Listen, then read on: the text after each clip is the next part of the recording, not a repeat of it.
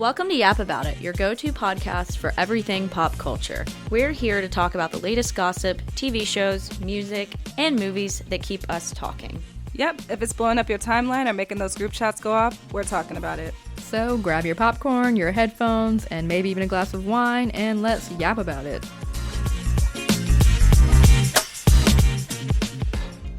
Welcome back to Yap About It. Today it's just Elisa and me. Lauren couldn't be here. Spring is our busiest time of year, so things have been a little hectic with us all lately, which means we're hitting a pause and going on a short hiatus. But don't worry, we'll be back for season 2 in June. Now let's get into some pop culture news. Let's yap about it.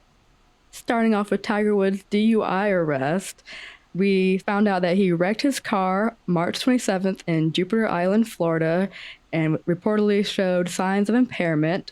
He told local police that he looked down at his cell phone and was changing the radio station in his vehicle before clipping a pickup truck, causing his car to roll over. Police believe he was affected by some type of medication or drug and, quote unquote, and arrested him on charges of driving under the influence with property damage and refusal to submit to a lawful test. Police report stated he allegedly had 2 hydrocodone pills on him during the crash. I saw also that his breathalyzer test came back negative, so he had no alcohol in his system. But when asked if he takes any prescription medications, he stated that he takes a few and that he had taken them that morning. He has since pleaded not guilty to the DUI charges, and he says he is stepping away for a period of time to seek treatment and focus on his health and will not be participating in the Masters this year. And when brought up why he doesn't just hire a driver, people reported via a source that he does not want anyone watching over him or knowing what he's doing, and he thinks he's fine to drive, again, quote unquote. We all know that Tiger Woods has been arrested for DUI charges before in the past, and it does seem that he has a pill issue, and there never seems to be alcohol that's the issue, but like before, I think he had like oxy in his system along with like other drugs and medications, so definitely seemed like a prescription pill issue that he has. But yeah, I was always just like, he has the money, like, why doesn't he hire a driver? Why is he driving himself? But I guess this is his reasoning, but it's like, you should not be putting yourself or other people at risk driving under the influence like this, especially like multiple times, and so bad to the point where you're causing your whole car to flip over. That's pretty crazy. And then the fact that he said that he was looking down at his phone and changing the radio station, like, were you looking at your phone or were you changing the radio station? And even so, that's also distracted driving. But yeah, this is just crazy that we're still dealing with this with him. He's just not what I thought he used to be. I mean, I don't know. Growing up, he was just like the golden boy of golf or golden man, whatever. Just like he had such a startling reputation. And I feel like ever since the cheating scandal, I was like, where were you during that cheating scandal? I feel like almost everybody knows. Right. Whether you're a golf fan or not. Yeah, like, actually, well, because for me, like, I was never into golf before meeting my husband, so I did not know that world at all. Now I'm way more attuned with it because of my husband. But back then, I only knew Tiger Woods because of the whole cheating scandal. And when I first told my husband that, because I mean, like, I was still young too. I feel like when all that was coming out. Yeah, you were younger. So like, I definitely wasn't like thinking about or like into that scene at all. And I just remember that being in like headlines everywhere, that being such big news. It was everywhere. Yeah, they like made fun of it on SNL. Yeah, it was huge. Think of if people had podcasts back then. Oh my God. And TMZ had a bigger platform back then and stuff. Like, oh my God. Yeah, like because the fact that it was so big back then before everything became so like at our hands and everything.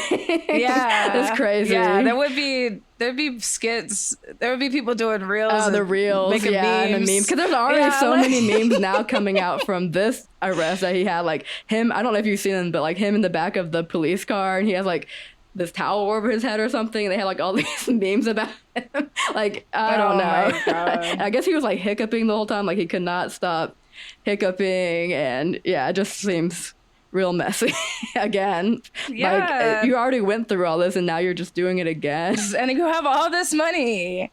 Like, there's just no excuse. No, yeah, there really you don't is. want a driver, so I don't want them knowing my personal life. Like, what, you doing this kind of stuff? Right, but you'd rather just end up on everybody's timeline in the news by putting yourself in a worse situation. Like, nobody would know what your business was if you just had a driver. Like, nobody cares. But now you're on everybody's timeline again, and you're all in the news. Like, this is even worse for you than if you just hire a driver. No, and have them sign an NDA or something. Yeah, exactly. I mean, if that's a possibility, to have them do that. Like, this is worse. Yeah, like you said. So, I don't know. I'm glad that he didn't harm anyone. I'm glad he's okay, too. Yeah, same. I mean, yeah, I definitely don't, like, wish him to be hurt or anything. Yeah, and I do hope he gets the help that he needs, because I know that, obviously, pill addiction is a huge thing to overcome, and obviously it's probably hard for him too, because he probably has to take pain medication for different injuries he's had over the years and that kind of thing, and other surgeries. But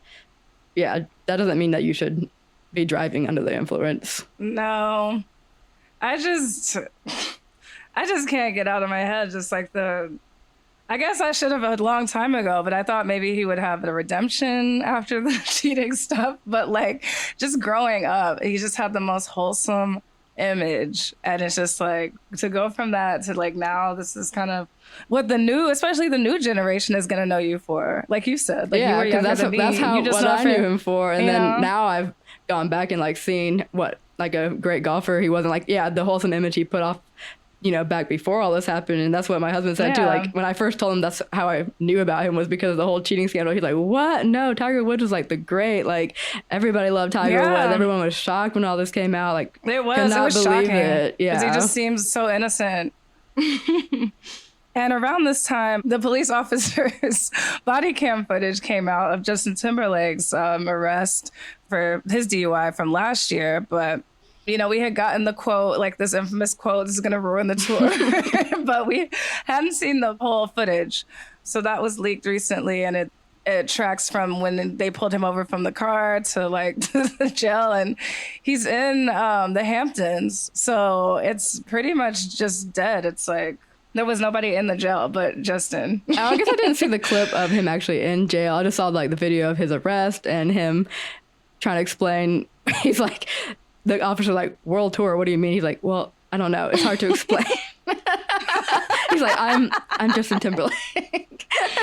Yeah, I mean. And then, I saw like him doing like the test, like the field test, like you have to like. Yeah, he's like, these are hard tests. And then everybody was like, you're a dancer and you can't walk in a straight line. Like, what do you mean? Yeah. And his friends seemed drunk too. Yeah, because she was like going off on the police. I'm like, you shouldn't be going off like that. Like, clearly they're going to arrest him. You can't do anything about it at this point. He actually came across pretty charming in the video. I feel like he did too. Like, he wasn't just like, oh, don't you know who I am? Like, he could have really tried to use his fame to try and get out of it immediately. But he seemed to try to keep it like as low key as he could. Like, he didn't seem to try and like push his fame at the officer or anything. I'm still surprised the officer didn't know, because it's not like for instance, my niece knows who Justin Timberlake is, like. Yeah, it's like, even if you're not a fan of his music or even grew up in that generation, I feel like you've at least heard Justin Timberlake's name before, because it's not like he's just been a singer or just in a band. Like, he was also acting. Yeah. Like, he's pretty much been all over Hollywood. Right. So I don't understand how you've never, like, you wouldn't realize that's who that is. Or you don't know who Justin Timberlake is. I don't know. That was weird to me too. I mean, if he's still working in the Hamptons, he's going to come across a lot of celebrities. Yeah, especially because he's in the Hamptons. It's not like he was like in some random small town place. Yeah, exactly. So I don't know. But even with Justin, okay, so both of them have actually kind of, their reputations have been tarnished, because I feel like Justin had a really more wholesome reputation for both of us growing up and everything too. But I still feel like Justin comes out a little bit more smelling like a rose. I mean, we didn't see the footage with Tiger. Maybe if we saw footage with Tiger, I don't know. But also, I don't know. Tiger seems to just seem unapologetic to me. Like, I don't know. He just seems kind of like, I mean, I did it. Yeah, he's like, I mean, I took my medication this morning. Well, like, I mean, I don't hire a driver because I don't want them in my business. Like, just like stuff like that. Like, he could have redeemed himself more. So I don't know. But ironically, both JT and Tiger Woods own a high-end sports bar and entertainment venue together, and it's called T Squared Social. I just saw like the funniest meme about this, and it was it was like the fact that that Justin Timberlake and Tiger Woods has a golf like simulation bar together, that they own a bar like that together, and they don't have it called drinking and driving, is a huge missed opportunity. Wow. I was like, dang. Shots fired. Yep. Wow, that's insane. But that's so, I don't know, I thought that was so random that they have that bar together, but yeah, me too. I just like their worlds don't seem to collide a lot to me. yeah, that's what I thought too. I don't know. I guess they do. You never know. So, in other news, we haven't talked about our girl Taylor in a minute now, but unfortunately, she is facing trademark infringement issues over Life of a Showgirl. So, Maren Wade, also known as Maren Flagg, a Las Vegas-based performer and writer, filed a lawsuit against Taylor Swift and her label for trademark infringement over her latest album titled The Life of a Showgirl. She also filed claims against Taylor for false designation and unfair competition. Wade claims it's too similar to her brand, Confessions of a Showgirl. Her brand includes a column in the Las Vegas Weekly where she writes about her experience as a performer in the entertainment industry, and since then it's also become a podcast and a live show. The U.S. Patent and Trademark Office previously rejected Swift's attempt to trademark Life of a Showgirl because it was too similar to Wade's existing trademark. In the lawsuit, Wade accuses Swift of ignoring her trademark. She says her brand has been undermined, with consumers believing she copied Taylor. She seeks unspecified damages and a court order barring Taylor from continuing the use of the name of her album. Now, Taylor Swift faces the option of buying out Wade's claim to the name or fighting the case in court. Wow. I did study music business in college, so this is really interesting to me. I mean, it's been a little minute since I've been in college, but I do remember certain things. Like, for instance, Harry Styles can have a song called Golden, and so could the K-pop Demon Hunters. Like, the song titles, I know, you cannot trademark those. But, of course, like, with songs like the rhythm and everything, you know, there's copyright. There's copyright lawsuits all the time. Oh, yeah, because it's such a fine line, especially with, like, songs and with, like, beats and lyrics and trademarks. Yeah. Yeah. So the title, I don't know about album titles. I'm pretty sure you cannot do those either. I know that this, and I'm not saying that that's what she is suing her for. It says it's too similar to her brand Confessions of a Showgirl. I know that Maren Wade, it doesn't say Life of a Showgirl, but all this like Confessions of a Showgirl and the theme and all that is, I guess, what Maren is talking about. I have never seen any of these, which usually does kind of happen when it's somebody who is of lesser fame and they go for somebody who's bigger. Like you're not familiar, and that's like their main angle.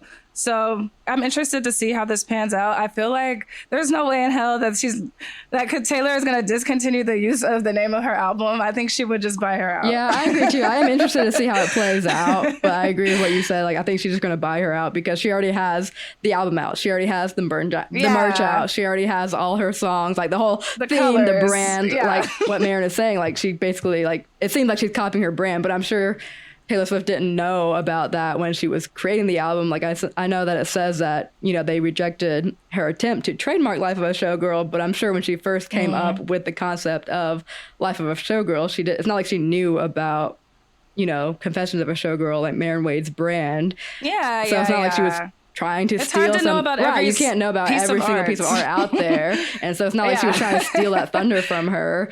But I think it is unfortunate that, you know, it does look like, or now because of this, it seems like Maren Wade was trying to copy Taylor Swift when that wasn't the case. But I mean, at the same time, it's also kind of putting her name out there because a lot of people who wouldn't have heard of her before are now probably knowing about her because of her lawsuit against Taylor Swift. So even though it might not be the best look on her, at least more people are going to know her name now and know her work and her brand. That's true. Yeah. So yeah, I mean, it'll be interesting to see how it all pans out. But yeah, I'm sure we probably won't even hear about it honestly until like one is over, or if you like look back into it, it'll probably just be like Taylor Swift and her label buys her out and everything goes hush from there. yeah, that's what I'm thinking. And also, Taylor Swift was seen near Olivia Rodrigo, but it didn't seem like they had any real interaction with each other, with one another. But That's an interesting. I just want to see where they're at now. I still feel like they're not on good terms. I don't think they ever will be, or like it would be a while from now if they are. I feel like Olivia and Taylor have a better chance of ever being cool than like Taylor and Kim Kardashian. Oh yeah. I don't think if Taylor and Kim were ever cool with each other, that would just be the craziest thing. I can't ever see that happening. I can't either.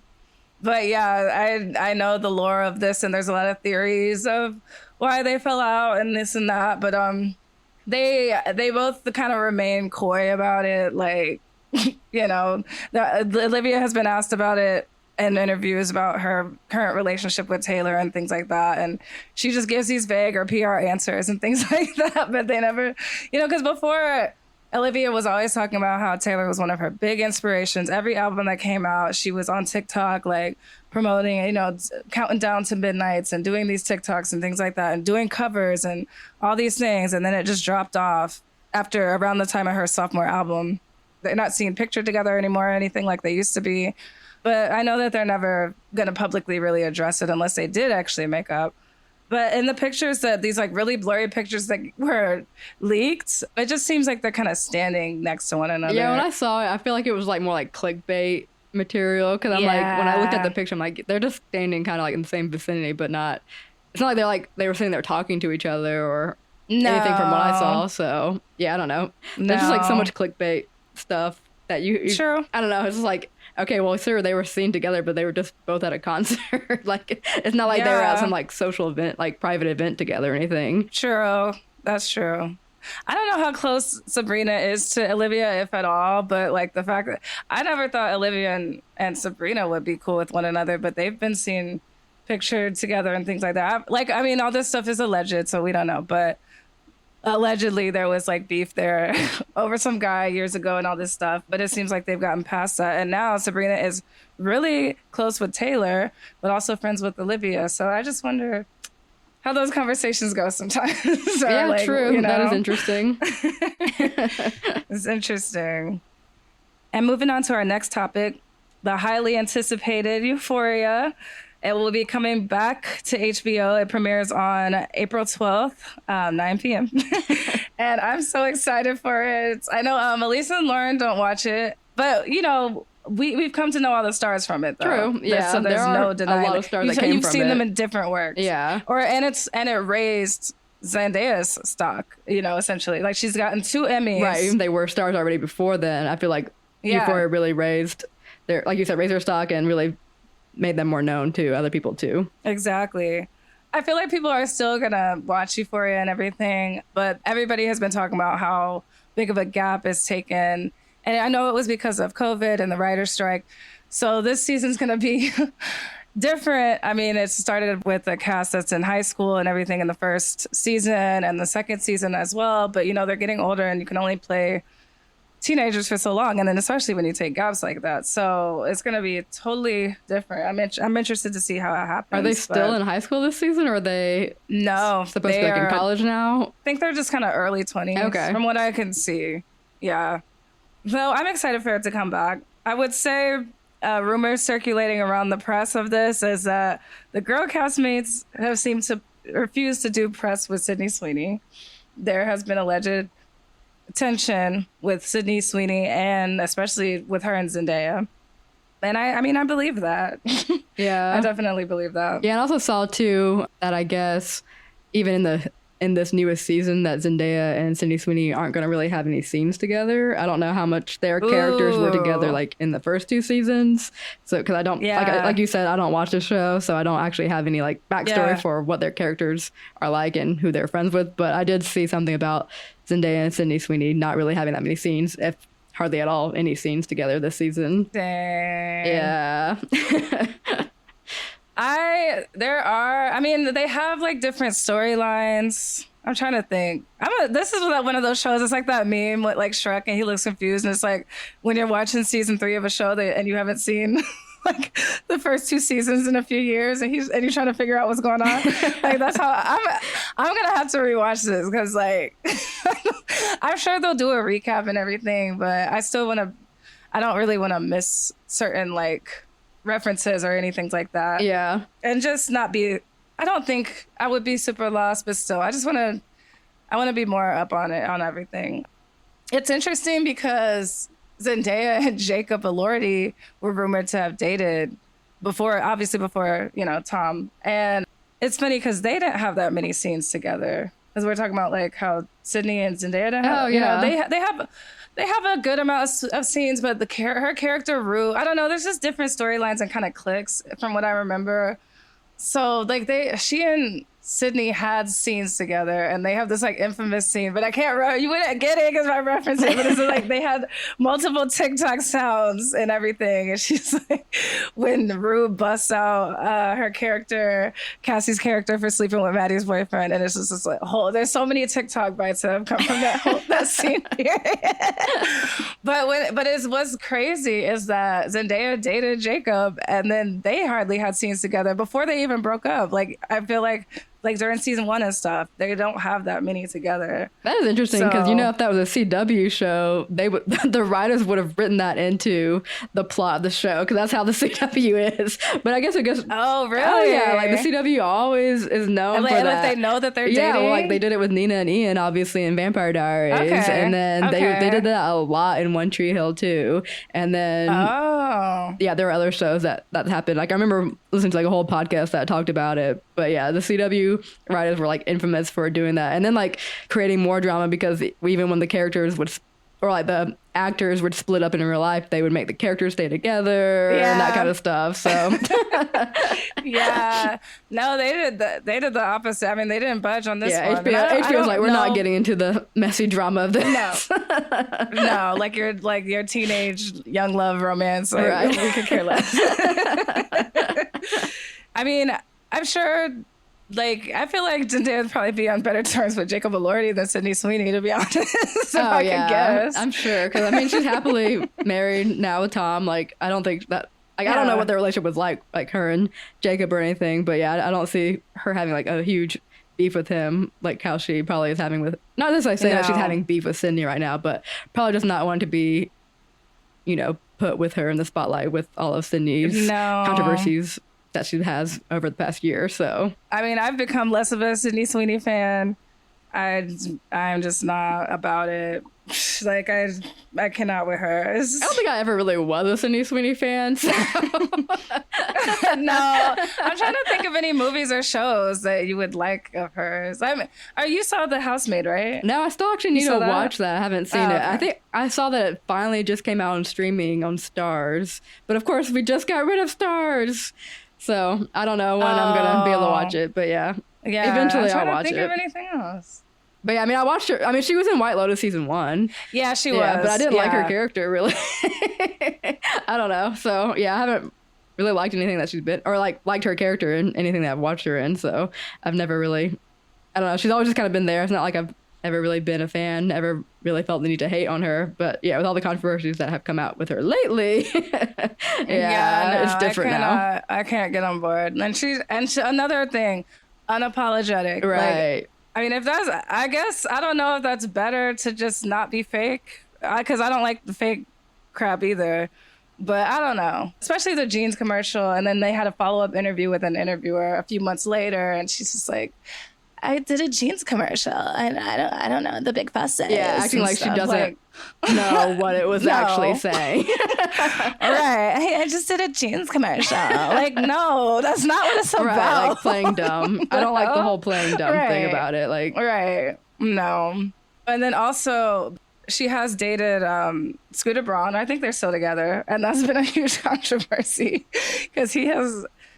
Karma got him, I feel like, because when he first fell out with like Taylor Swift, he still kind of had a good name. But it was kind of like when then this person dropped him, like Demi Lovato, and then this person, and that person. And then when it was like Justin Bieber dropped him, everybody was like, oh no, like he is not a good guy. And I mean, like we have said on this podcast, it's kind of few and far in between that you find a man or a woman with that much power and money that's like a good person, you know? So I just don't really see him being that great of a guy either. And I feel like there was rumors that he got divorced because he cheated on his wife. They have 3 kids together. Yeah, there's an age gap with Sydney and him. I guess she likes older men because she was engaged to, her fiance was older than her, like significantly older. But everybody's like, girl, you're like this young, hot, you know, Yeah, she Hollywood could get star. like anybody she wanted, I'm sure. Yeah, like why are you doing? What are you doing? And it's not like, I don't know, Scooter Braun's not like an attractive man in my opinion. So I was like, what are you doing?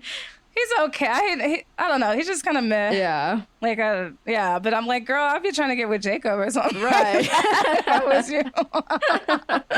Or like, I don't know, somebody else. The sad part about this show, too, is that there have been a couple deaths since season 2. One being Angus Cloud, who was a character favorite, Fez. It's so sad. He was so young. Oh. You know, he passed away in 2023. That was before the 3rd season even started filming. So I'm sure they're going to have some way they wrote him out of the show. And what's crazy, Elisa, I know you don't watch it. What is crazy is in season 2, on the very last episode, he was actually supposed to die in the show.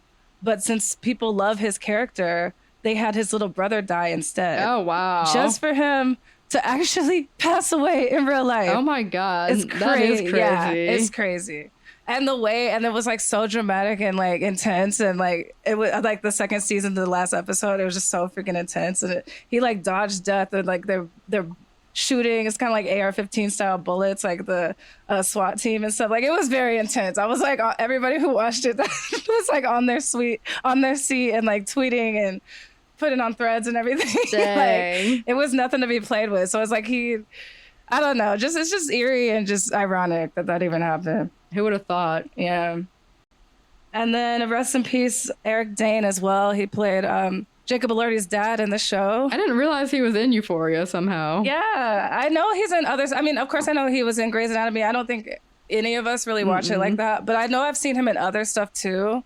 I just can't think of it off the top of my head because I remember his face. Yeah, I feel like he's one of those like our actors that you just see pop up in like a bunch of random stuff. Right. Over the years. After like, Grey's Anatomy and everything. He's a very handsome guy. Yeah. I mean, no wonder he's called McSteamy. He's very handsome. But he's an asshole in Euphoria. Oh my God. Oh, really? I hate his. Yeah, he's such an asshole in that show. But yeah, he did film all of his scenes in a wheelchair. He suffered from ALS. Oh, yeah. That's so sad. Yeah, it was so sad. And he had like a last words thing on Netflix. I couldn't even watch it because I feel like I would just be bawling. So maybe later on, when like it's not 6 so months fresh. from now or something. Yeah. Yeah, but like I'm like, I can't watch that. I was like, he did a last words thing to his daughters and his family. Wow, and that's so sad. yeah, it's so sad. Yeah. So Euphoria is going to look a little different this year, but it's the last season they're on. In other news, Megan Thee Stallion was recently hospitalized on March 31st, and it was due to severe dehydration and exhaustion. I know in her Instagram, the day after, she said like she was about to faint. She felt really faint. They had to stop the show. She took a day off, and she has since been released with plans to return to her role after resting. According to Billboard, Megan is the first female presenting person to play the role of Zidler, and she'll be on Broadway in that role until May 17th. Which is Elisa's birthday. I know, it's my birthday. But yeah, she only first started her Broadway run as Zidler on March 24th. So this is like within like the first week of her Broadway. This is her Broadway debut, right? Yeah, it is. Yeah. Yeah. So, I mean, that's crazy. I mean, obviously we know that Broadway is no joke, but this just goes to show it because she's already a performer. It's not like she's not used to being on stage and singing, but it's rap is no joke. The breath work, yeah, exactly. The breath work for rap is no joke. But I know when I'm drunk and I try to rap, I run out of breath. Oh my God. I'm like,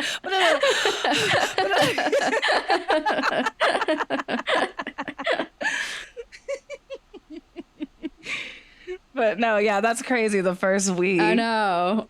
So yeah, I saw that she had put out that she's just been overworking herself and not getting the proper rest that she needs, and that she's going to do better to make sure she rests and hydrates herself before show, so that way she didn't have this happen again. Who knows what she's doing behind the scenes, like music wise, and she said she's overworking herself, so maybe she's like working on a new project and doing this. Yeah. And I know with Moulin Rouge, like it's such a crazy show. Like they sing so many songs, and obviously it's all about the stage performance, and they're singing and dancing, and so theatrical. And her playing Zidler, he's like the announcer of everything. So she like probably is having to, have all these like longer monologues than maybe she was expecting or whatever. So I could definitely see how something like this could happen. I was going to ask you about the role of Zidler. I have seen Moulin Rouge. It was a long time ago, but I saw it. And it hasn't been my favorite musical. But now that Megan Thee Stallion, she's piqued because Megan Thee Stallion is my girl. I love her.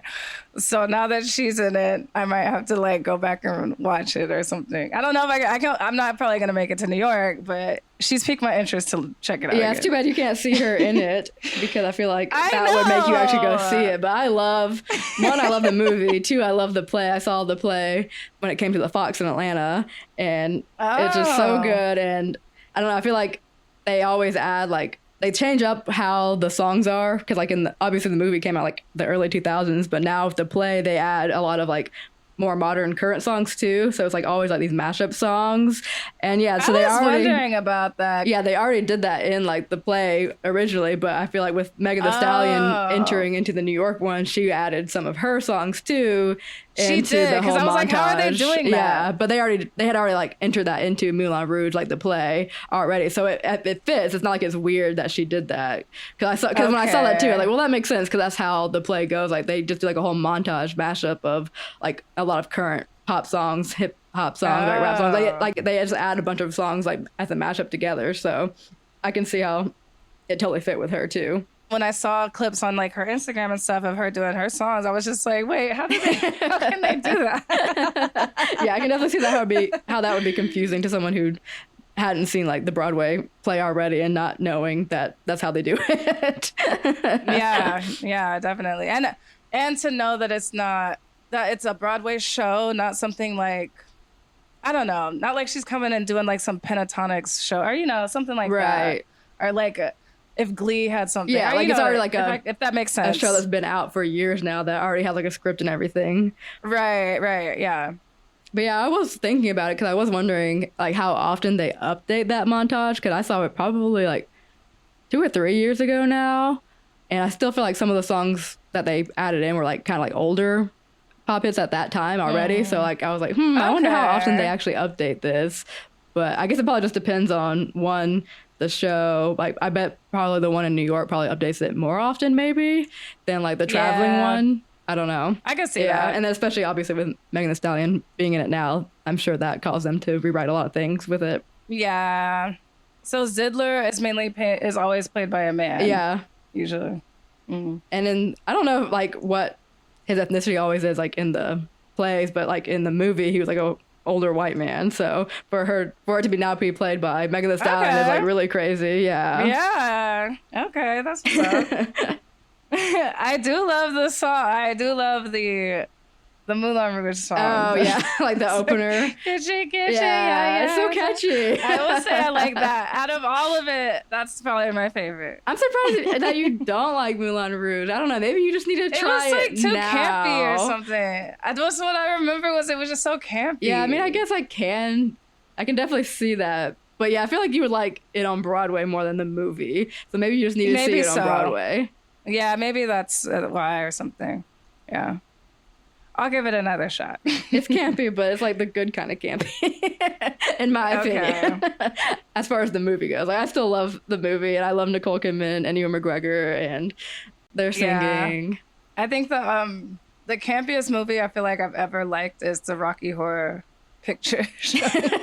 you have to sometimes. I mean, it's like that's the campiest thing. I think I've seen like a long time ago, but I really don't remember it like at all. So yeah. But yeah, you also like musicals, so that's why I'm surprised you don't like Moulin Rouge too. I don't know. It's just I don't know. I'll give it another chance. I don't know if it'll ever be like my top 5 or 10, but maybe I'll come around. Yeah, I do feel like it's something that you have to like watch as like you're in the early 2000s, because I feel like if you watch it now, it might not hit the same way. Like obviously, if I watch it now, I still love it, but if I had never seen it when it first came out, I don't know how I'd feel about it. But gotcha. I don't know. It'll always hold a special spot in my heart. Stop. And yeah, definitely seeing the Broadway play is so good. And yeah, I definitely give props to all those actors because they are like singing, dancing, and they're wearing all these elaborate costumes and heels. Like, it's crazy. So I definitely give them props and definitely can see why she would be having issues, like feeling like she's going to faint on stage. Well, I'm so glad that she's okay and she got right back in there. So yeah, I saw that she's already returned, so that's good. Yeah, she's a trooper. In other HBO news, this is the main yap for me for this episode. Oh my gosh. But HBO released their teaser trailer for their new Harry Potter television series. We find out that it is going to be released on Christmas Day, which even furthers my whole thing that this Harry Potter is, you know, a Christmas. It's something to watch around Christmas time because, I mean, they're literally releasing it on Christmas Day. So come on. We found out that the first season will be called Harry Potter and the Philosopher's Stone, like the original British version. Yeah. So that's good that they're going back to their roots. Because I always find it weird that they changed it just for America to be Sorcerer's Stone. Everywhere else kept the Philosopher's Stone as the title, but I did not know that. Oh, I never knew that. Okay. For some reason they thought that kids in America would not be interested in a philosopher, so they changed it to sorcerer to make it more marketable to children. But I mean, I feel like it would have been popular either way, and with them changing the name, they just made more work for them, because in the movies I saw that they had to have the actors like film some of the dialogue twice, because in some versions they have to say Sorcerer's Stone, and the other version they have to say Philosopher's Stone, and it's just like, I don't know, seems better to keep the name consistent. So I'm glad that the HBO TV show is reverting back to that. And then you can already tell from the trailer that they will definitely be diving more in depth with like the book series, like we originally thought they would, to show things that the movies didn't have time to, obviously, because we know that each season will be for one book. So we'll be getting, I guess, 7 whole seasons is what I'm thinking, unless they end up doing like a 2-parter for the last book like they did with the movies. But yeah, definitely getting more like character development. You can already see that in the teaser trailer, because Aunt Petunia is a lot more like her book self. She has blonde hair, which was like a huge thing that they changed. I mean, it's not like a big deal, but yeah, she was always described as blonde in the books, and then in the movies they had her with dark hair. Like all the Dursleys were supposed to be blonde, but for some reason the movies they cast them as dark haired. That the uncle, he like his face, but he's always like it like does that like squinty thing. And then that's the other thing, like I feel like in the books it was more so Uncle Vernon that was always so mean to Harry, but in the books it's like both of them, and really Aunt Petunia has like a whole grudge against Harry because of because of his mom and everything. So I feel like that's really going to show a lot more in the TV show, especially from what we've seen from the trailer already, because we have the clip of her like cutting his hair and saying, "You're nothing special, Harry." So I don't know. Well, you know, I have to reread, because I did rewatch the first, 4th, 5th, and the 2-part 7. But I gotta reread because there's more details. Right, now is the perfect time to at least reread the first book before the show comes out.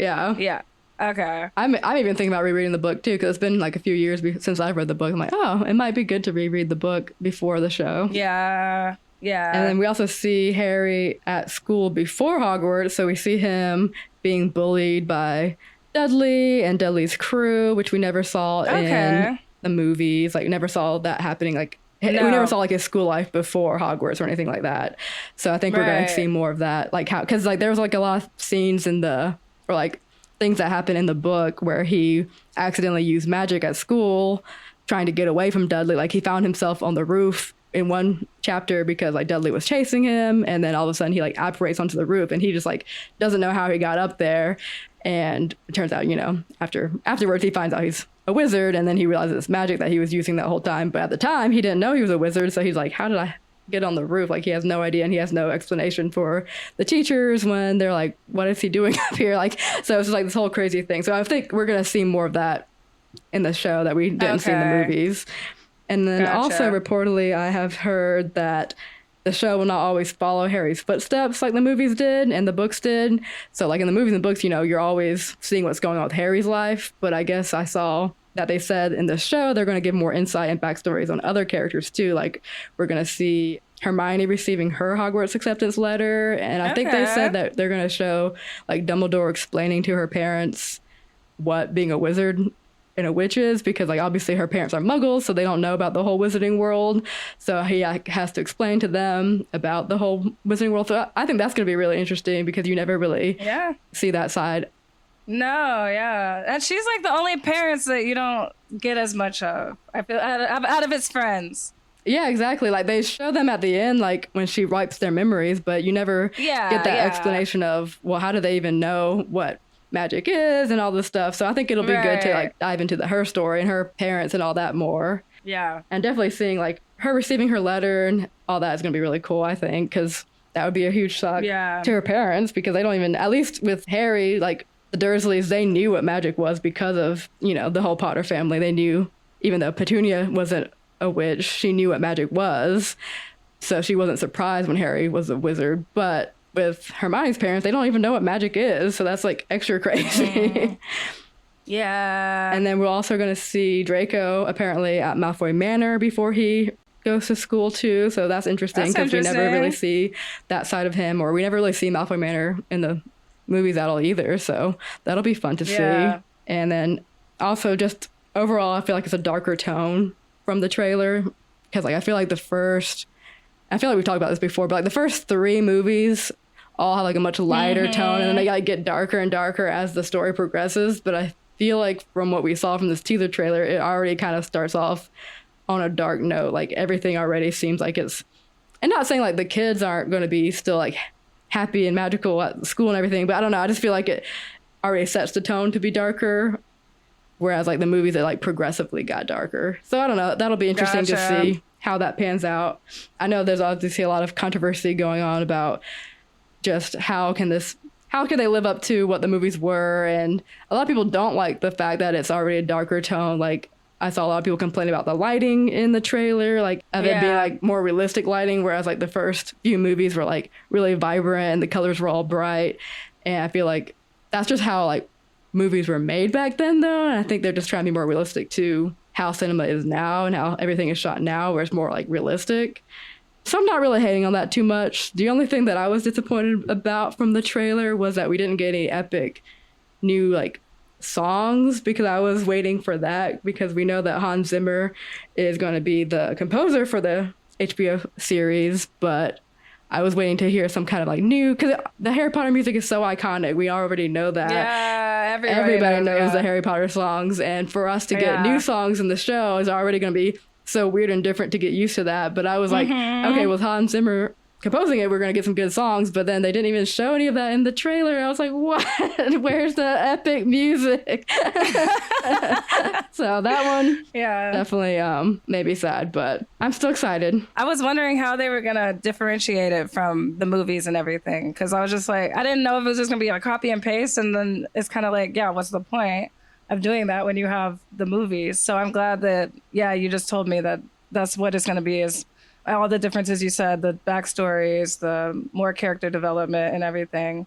And then like this, I wonder how long. So do you know how many episodes the seasons are going to be? I can't remember. I can't remember if they've said or not, but I know that HBO typically has like maybe like 10 to 12 episodes per season, I feel. So I think it's probably going to be like around that, I would say. And probably like, they're probably gonna have like hour, maybe even like a little bit over an hour long episodes, since that's pretty normal for HBO too. And then I did see that they said that, because I was thinking that they were gonna be shooting probably like, and they probably still be shooting every year, but I was thinking they were gonna try and do like put out a season every year, but I saw that HBO said it's probably gonna be like every other year, so more similar to like their other HBO shows. Yeah, because but the kids are that's gonna what grow I thought too, which I'm like, maybe they're still gonna film it every year, at least starting out, to get like the kids, but like as far as like them editing it and doing all the effects afterwards will probably take a lot longer, so they're probably going to have to put it out like every other year is what I saw. Yeah, because they're just trying to just have it such like on such a huge scale and like get everything like so I don't know, so big and so right, like they're just, in order to do it right, they said they're doing it probably releasing it every other year. Okay, which is crazy because like you said, the kids, but hopefully it works out. Yeah, well, that'll be good too, because I know there was a couple of movies that I still remember that you know, it is hard to have every single thing, but I feel like there was a couple of key things. And the fifth one, I still remember, and I've told you this off the podcast, like the fifth one. So maybe they'll put more of like that movie, you know, the things that they missed in the movies, you said, to put it in the show. Definitely. And they definitely didn't like, have time to get to address and everything. Yeah, for sure. And especially as the movies progress, or as the books progress, the movies had to leave more and more out because the books kept getting thicker every book. Yeah. And it's like you can't really make the movies that much longer. Like they're still going to be within like 2 to 2.5 hour time range. So yeah, it would have been a 2-parter from 5 to 7. Exactly. It would have been 2 parters. Yeah. So I'm definitely excited to see all the stuff that they can add in from the books that we never got to see in the movies. And I think they're going to be their key as far as getting views, because that's what the audience wants to see, is something that's true to the book series. And you know, if it's just a copy and paste of what the movies were, it's like no one's going to watch that, because we already have the movies and we already love the movies, and we don't just want to watch the same thing over again. Exactly. So we want new content. So yeah. Okay. Well, that's a good angle that they would be going with. And I mean, HBO definitely has like the budget, and we already can see from their other shows the scale that they can really, you know, do projects at. So that's true. I don't think it'll be disappointing. Yeah, like if it were like a Netflix show, I would be a little wary, but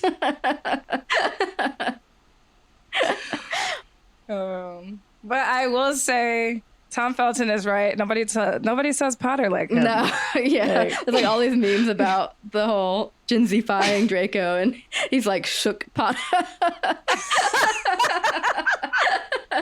And then Harry's like, stay Delulu, Malfoy.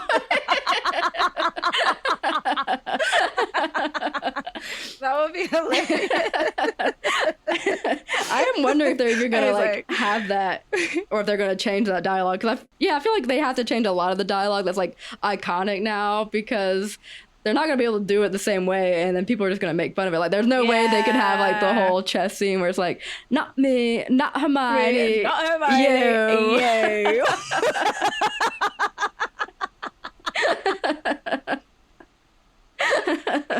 Oh my god. So I feel like they're gonna have to change a lot of that kind of iconic dialogue. Yeah, I can see that.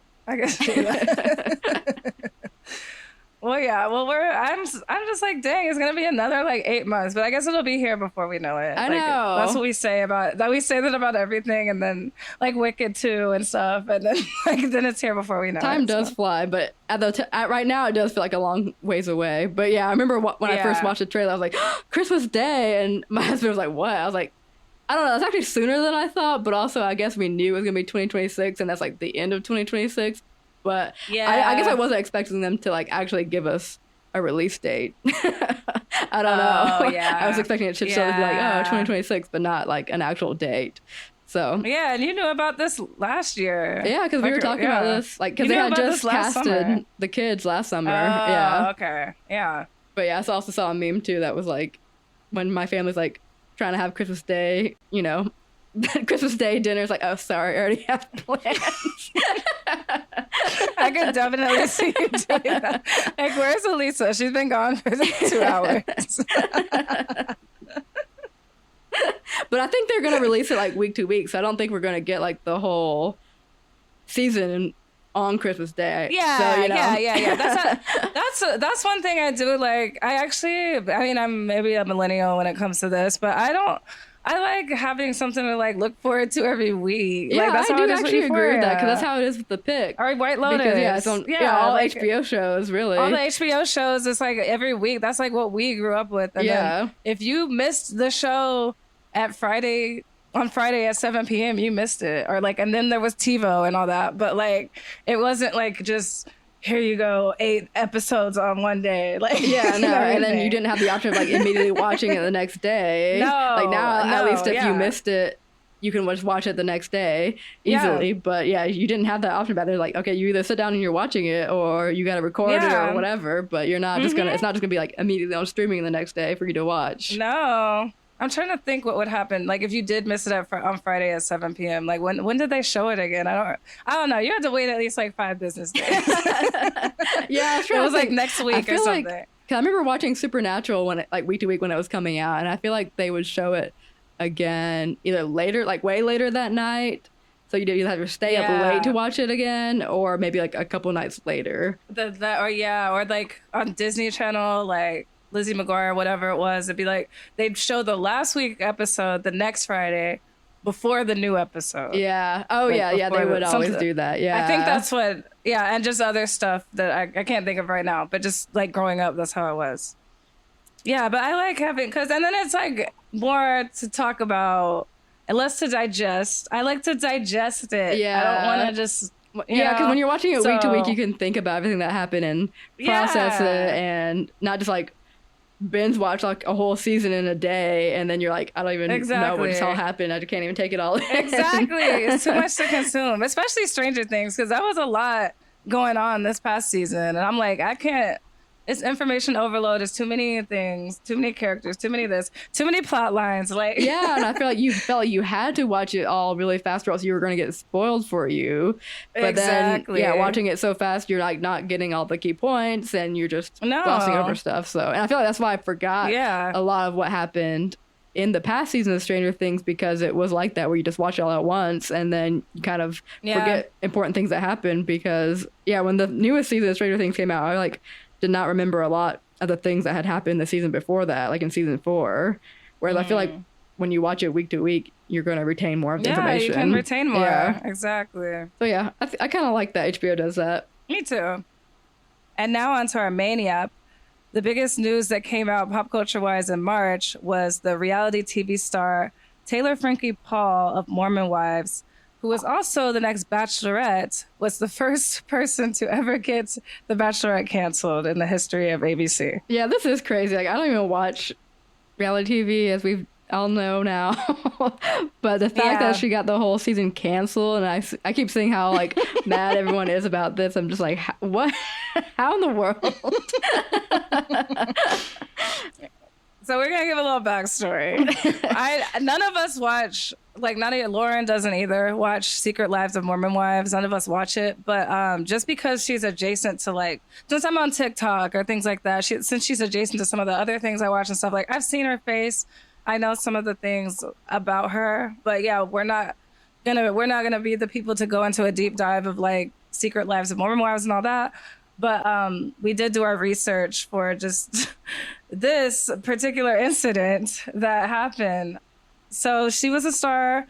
She's one of the main stars of everybody has kind of like a breakout person on a reality show. So there could be a cast of 6, 7, whatever, but there's always like the main one or two that people gravitate. Oh yeah, 6, 7. I don't even think about that. So stupid. But yeah, there's always like the Gen Z. We're too old. No, I was kidding.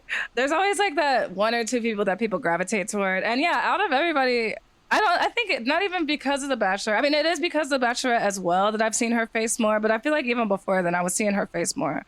And then I listened to Call Her Daddy, so I know like the people that go on there, and I know she had an episode on that. I didn't listen to it, but I just remember she was a guest on there when they announced her to be the next Bachelorette. So she was a TikTok creator from Utah and part of the viral Mom Talk group. There's the Mormon mom influencers, and they are known for blending wholesome mom branding with like unwholesome drama. They became ex-Mormons and became swingers and things like that. They grew up in the Mormon community, but then went totally, opposite and became swingers. And then they were pitched a show. So Hulu creates the Secret Lives of Mormon Wives in 2024, and it becomes a hit. Taylor became one of the main characters and one of the lightning rods of the show.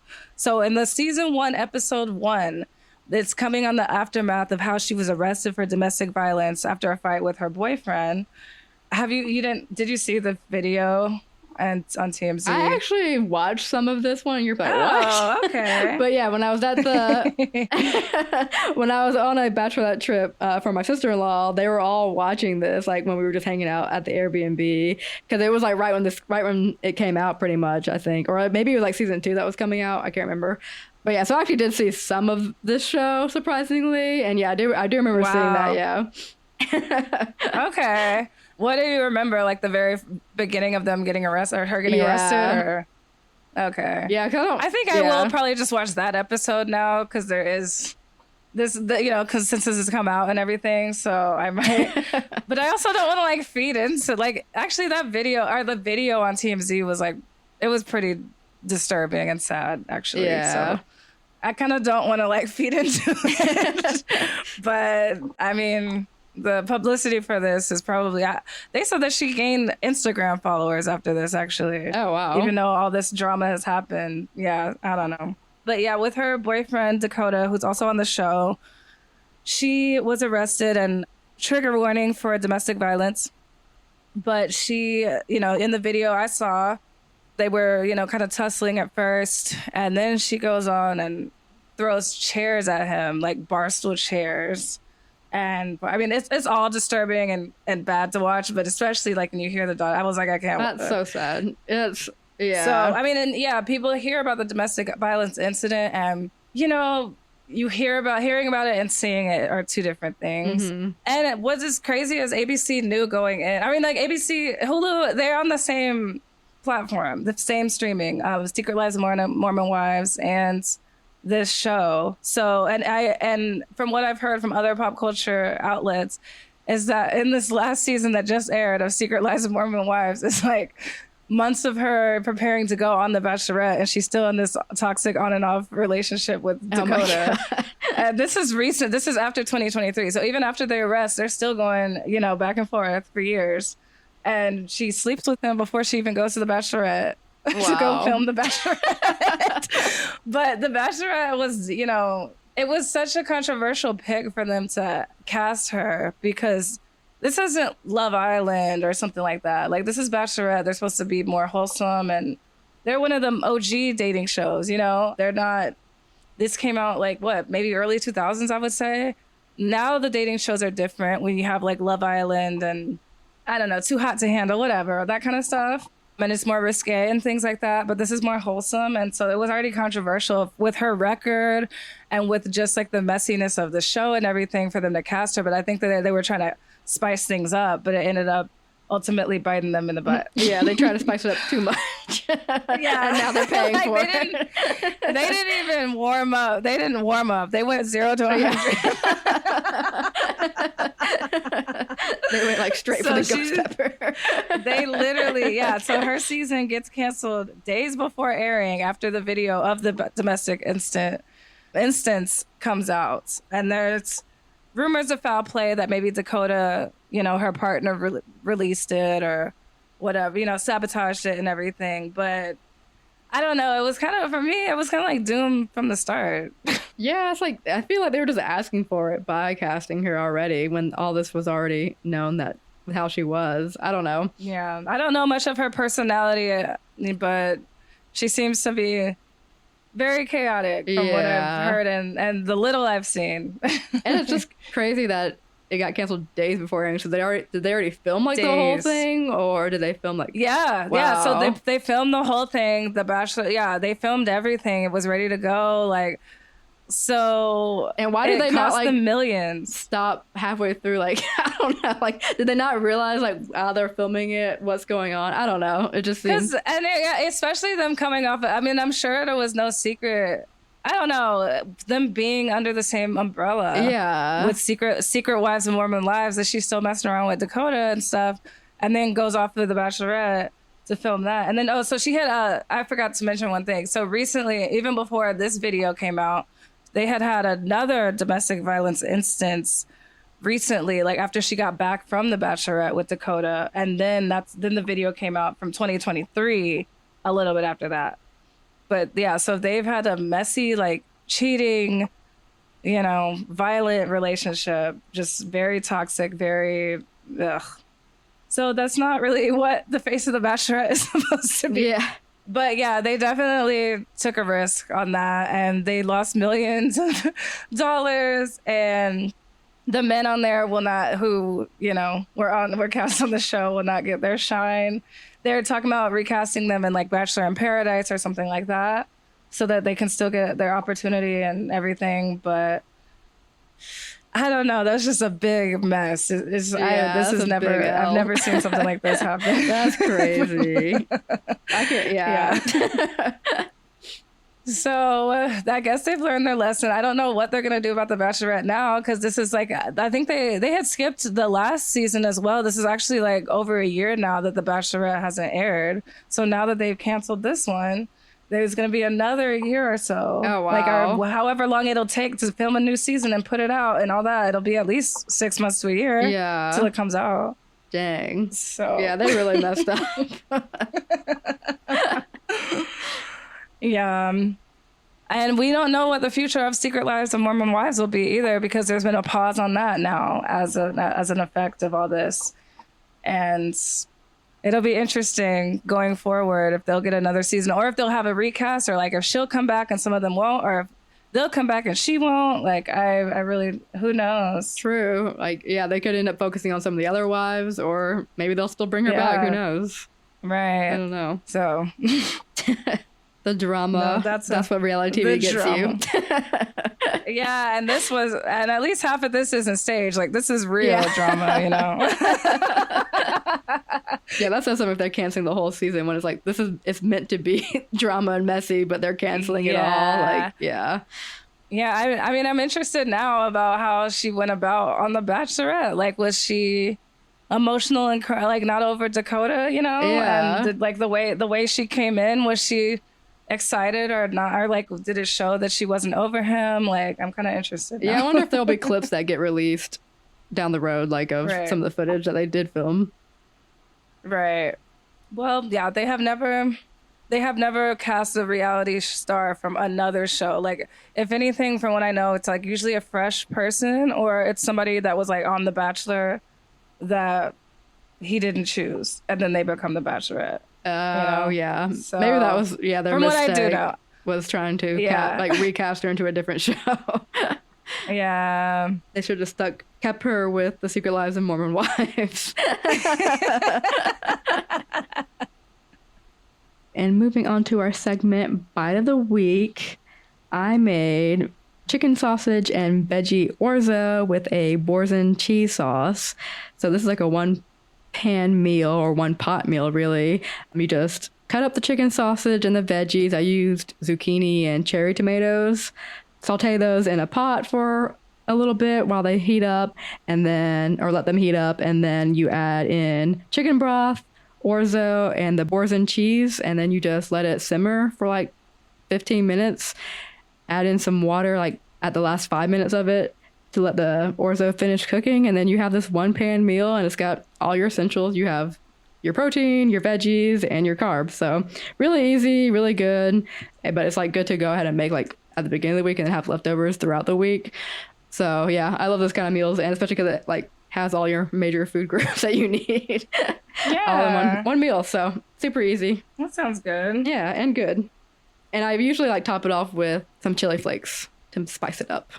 We were just talking about that recently with Elisa, and she doesn't like spicy drinks, but she likes spicy food. Yeah, I love spicy food, but I'm not a spicy margarita fan. Not anything like with the jalapeno tequila, whatever it is, or like the tahini rim. I'm just not a fan of. I like the tahini rim. I don't know what it is, which is crazy because you're more not into like spicy food as me. Like, you're liking them more now, but you can't handle like super super spicy food. I can't.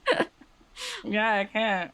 But I have tried some spicy drinks, and I think we're just opposite in that way for now. But I'm still coming around on spicy foods. But it's just like I gotta work up my tolerance. I don't know, I just feel like drinks should be refreshing, not spicy. Like, you shouldn't drink your drink and be like, ooh, this is spicy. I don't know. Yeah. Like, because I'm also not a fan of like smoky drinks like the mezcal, because I don't really find that refreshing either. So I don't know. I do like more refreshing drinks, like fruity flavors and like clean, like minty. Oh no, you don't like mint. I actually do like like mojitos drinks. For like drinks. Oh, mojito. Yeah. Okay. But not like peppermint and chocolate. No. It's more so mint mixed with chocolate that I don't like. Like, not that I hate mint, I just don't want it mixed with my chocolate. Oh my gosh. You're still sleeping on that. I don't care. So I actually did cook this week. Ooh. With someone, though. It wasn't just me. So it was a lasagna. And I helped out with the sheets of the lasagna noodles, and used ricotta cheese, turkey sausage, onions, marinara sauce, and then top it with cheese. Nice. This is wedge Parmesan cheese and provolone. So it came out really well. I feel like I should venture on and try to do it myself. But for a start, like, that's good. And I think this is the first time I've said I cooked something on the Bite of the Week. Yeah, I think it actually is too. I feel like Italian dishes is really where is going to be my starting point, because like I can do a good spaghetti. Yeah, I feel like pasta is always like that. a good like starting, like a good place to start when it comes to cooking, because it's exactly, you know, pretty easy and hard to mess up, and basically just like a one pot thing or one pan thing usually. So exactly, yeah. So yeah, proud of that. Yeah, I've actually never made a lasagna before. Yeah, I think I'm gonna start, and then Italians. I think I said this on the last episode, and sorry to our listeners, I'm probably gonna sound like a broken record, but yeah, Italian is definitely my favorite food. So and I love bread, love pizza, love the sauces, love pasta, all of that. So I eventually want to even do like a pizza from scratch, because yeah, pizza's like my crack. Yeah, homemade pizza is good, and it's pretty easy too. Like, you just get the pizza dough, and then you can put whatever toppings you want on it. You don't have to worry about exactly. You know, I haven't made like actual homemade pizza, but I did like the little pizza ghost for the Halloween party. Oh yeah, the ghost and the skulls. And then I've made stromboli before. Okay. Yeah, so that's pretty good. And it's basically like a calzone, or like, you know, rolled up pizza, because it's still pizza dough, just you put all the fillings on the inside instead of on top. So yeah, that turned out pretty good. Gotcha. Yeah. And on this day in history, April 19th, in 1948, ABC TV network debuted. It aired 5 years earlier as a radio network. The American Broadcasting Company began to take air programming on TV. And unlike other networks that relied heavily on live programming, ABC embraced airing shows that were taped ahead of time, which proved to be popular with celebrities not wanting to be tied down to a regular filming schedule. Oh, this is cool. I didn't realize that. So I guess they kind of like started the whole like network show kind of thing. Yeah. It's interesting and ironic, because we've been talking about ABC. So it's so funny. True. The first show that aired on ABC actually was On the Corner with Henry Morgan, and it was brought over from radio. Oh, wow. So that's interesting. I feel like, you know, different streams of media. Things started out as radio, went to TV, television, going over to internet. Now we have streaming services, you know. Yeah, and like so how we said the progression. Yeah, the progression, and like how we said, ABC and Hulu are now owned by the same network. So now you have Hulu showing all the ABC shows. Like, I don't know. I think Grey's Anatomy actually is on there, because I think that was an ABC show. Yeah. I'm sure it's like always been on Hulu. I feel like. Yeah. I'll get around to watching that too. It's just so many seasons and everything. I know, it's like so much. So many. That show has been on since That's a real commitment. Yeah, that's a commitment. Like, oh my God. It'd have to be like a COVID type of situation again. Like on lockdown. Like lockdown. So I can lock in. No, just kidding.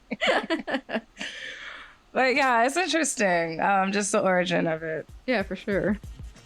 That's all for this week's Yap. If you had fun with us, please rate and review the podcast. It helps us out big time, and follow us on YouTube, Instagram, TikTok, and Threads at YapAboutItPod. And just a reminder, we're taking a little break. But don't worry, we'll be back for season 2 in June. Until next time.